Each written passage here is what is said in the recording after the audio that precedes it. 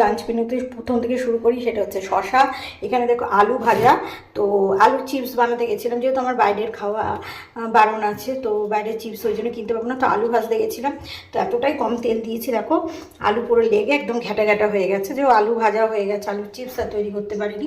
আচ্ছা, এখানটায় দেখি, এখানে হচ্ছে গাটি আলু দিয়ে চিংড়ি মাছ দিয়ে তরকারি। তো এটা দু জায়গায় রয়েছে, একটা টিফিনের, একটা এখন খাওয়া হবে, তো সেটাই।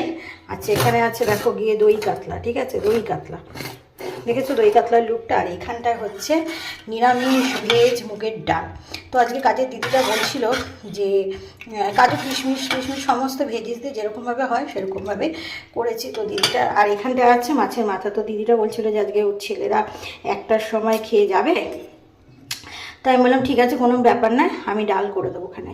তাহলে ডাল অন্তত, ভাত আর একটা কিছু করলে 1টার মধ্যে গুছিয়ে দিতে পারে, কারণ অন্য বাড়িতেও কাজ করতে যায়। তো যাই হোক, মাছের মাথা দিয়ে